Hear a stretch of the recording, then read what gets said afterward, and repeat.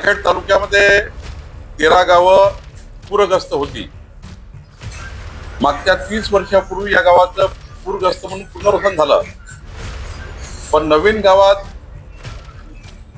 लोक शिफ्ट झाल्यावर नागरी सुविधा नव्हत्या. मी माननीय मुख्यमंत्री देवेंद्र फडणवीसजींचं आभार मानतो आणि आमचे आमदार चरण ठाकूरजी यांचेही अभिनंदन करतो.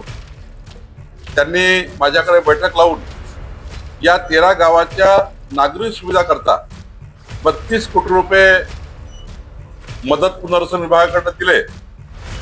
माननीय मंत्री गिरीश महाजनजी यांनी या ठिकाणी मदत केली आहे. आता आमचे जिल्हाधिकारी आणि आमचे सीओ जिल्हा परिषदेचे हे बसून या 13 गावांच्या नागरी सुविधा पूर्ण करतील आणि एक मोठा दिलासा 30 वर्षानंतर आमच्या नरखेड तालुक्याला मिळालेला आहे. मला पालकमंत्री म्हणून या सर्व गावकऱ्याचं या ठिकाणी अभिनंदन करायचं आहे.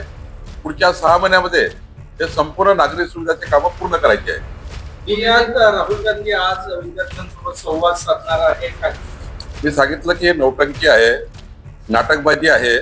काँग्रेस पार्टीचं जे या ठिकाणी त्यांचा जो प्लॅटफॉर्म आहे, त्यांचा जो पक्षाचा आलेख आहे तो घसरतो आहे आणि संपत असलेली काँग्रेस पार्टीला जिवंतपणा मिळवण्याकरता विद्यार्थी किंवा युवकांचा साथ देऊन थोडा बेस मजबूत करण्याकरता काम करताय.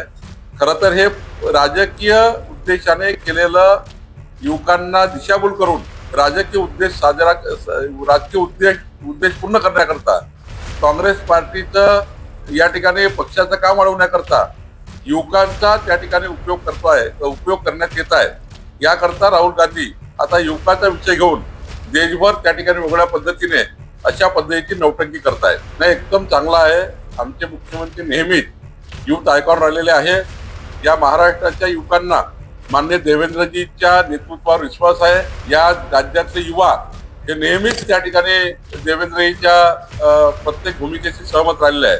त्यामुळे चांगला कार्यक्रम होतोय आणि याच पद्धतीने महाराष्ट्रातल्या सर्व जिल्ह्यामध्ये पुढच्या काळामध्ये देवेंद्रजीच्या नेतृत्वामध्ये देवेंद्रजींना युवा आयकॉन म्हणून त्या ठिकाणी त्यांची जी पसंती आहे त्या पसंतीचे कार्यक्रम आहे. आणि काय होत आहे की काँग्रेस पार्टी युवकांना या पद्धतीने आंदोलनामध्ये आणताय की काहीतरी लाठीमार करावा, काहीतरी त्या ठिकाणी एखादं अशी घटना व्हावी ज्यातनं आपल्याला युवकाची सहानुभूती मिळेल, युवकाचं त्या ठिकाणी आपल्या पक्षाच्या बाजूने त्यांचं मत वळेल. याकरता काही आंदोलन करणे, काही त्या ठिकाणी चिथावणीवर भाषणं करणे, युवकांना चिथावणी देण्याकरता भडकवणे, पक्षीय राजकारण करून युवकांचे माथे फिरवण्याचं काम काँग्रेस पार्टी करताय.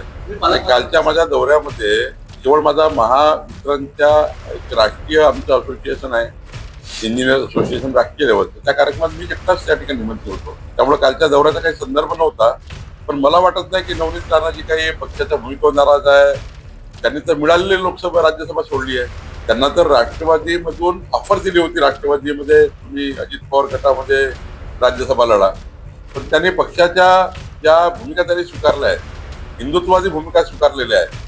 एक युवा खासदार म्हणून त्यांनी केलेलं काम आहे आणि म्हणून त्यांनी या ठिकाणी आपली भूमिका स्पष्ट मांडलेली आहे की त्यांचं संपूर्ण जीवन हे भारतीय जनता पार्टी आणि भारतीय जनता पार्टीसाठी असणार आहे आणि त्यामुळे कुठल्याही प्रकारचा संभ्रम निर्माण करण्याची गरज नाही. पार्श्वनी तालुक्यातल्या शेतकऱ्यांची सुपीक जमीन घेऊ नये असा शेतकऱ्याचा आक्रोश आहे. 3-4 शेतकरी मला भेटलेले आहे. आपण प्रयत्न करतोय की शेतकऱ्यामध्ये काही जर त्यांचा गैरसमज असेल तर दूर करू. तिथले आमदार आशिष देशपाल त्याची चर्चा करतात आहे. त्या उपर जर शेतकऱ्याचा खूप विरोध असेल आणि सुपीक जमीन त्या ठिकाणी MIDC मध्ये जात असेल तर निश्चितपणे यामध्ये आम्ही इंटरव्हेन्शन करू आणि त्यातला काय मार्ग काढता तो काढू. महाराष्ट्राच्या संपूर्ण शेतकऱ्याकरता अत्यंत चांगला निर्णय आहे जो महसूल खात्याने घेतला आहे की राज्यातल्या शेतकऱ्यांना त्यांच्या शेतीचं सपाटीकरण करायचं असेल, लेवलिंग करायची असेल, पडीत जमीन शेती उपयोग करायची असेल, पडीत जमिनीमध्ये पीक पाणी घ्यायचं असेल तर त्याला लेवलिंग करावं लागतं, त्याला माती लागतं, थोडं त्या ठिकाणी बेस तयार करावा लागतो.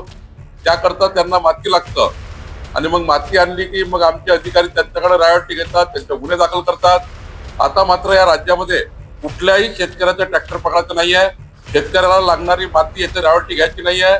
शेतकऱ्याचं शेतघर असेल त्याच्याकरता रॉयल्टी घ्यायची नाही. शेतकऱ्याचं शेत जमिनीकरता लागणारा कुठलंही साहित्य किंवा त्याला लागणारी कुठलंही उपयोगाचं साहित्य हे त्याला वापर करताना शेतकऱ्याचा कुठल्याही अडवणूक करायची नाही. असे आदेश तहसीलदार, तलाठी आणि पोलिसांना दिलेले आहेत. त्यामुळे आमच्या शेतकऱ्यांना उद्या शेतीमध्ये मजबूत करायचं आहे. शेतकऱ्यांच्या पाठीशी सरकार भक्कमपणे उभा आहे. कार्यक्रमच बोगस आहे, डिफॉल्टर आहे. युवकांना राजकारणाचं बळी करताय, पक्षीय कार्यक्रम घेत आहे. काही एनजीओचा आहे का? राहुल गांधींनी काँग्रेस पार्टी या ठिकाणी वाचवण्याकरता कार्यक्रम, युवकाचे कार्यक्रम घेत आहे. निसटलेला जनाधार पुन्हा एकदा वापस यावा याकरता कार्यक्रम घेत आहे. ते काही देवपूजा करायला आले आहे का? त्यामुळं वडेट्टीवारजी राजकारणाकरता युवकाचा त्या ठिकाणी वापर करू नका.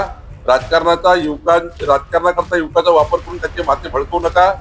आज युवकांना या देशाचे संस्कार, विरासत, संस्कृती आणि तंत्रज्ञान, विज्ञान आधुनिकीकरणात पुढे न्यायचं आहे. विकसित भारताचे नागरिक आहेत, त्यांना खरी दिशा मिळाली पाहिजे. राजकारणाकरता युवकाचा वापर झाला नाही पाहिजे, याच्याकरता आमची भूमिका आहे.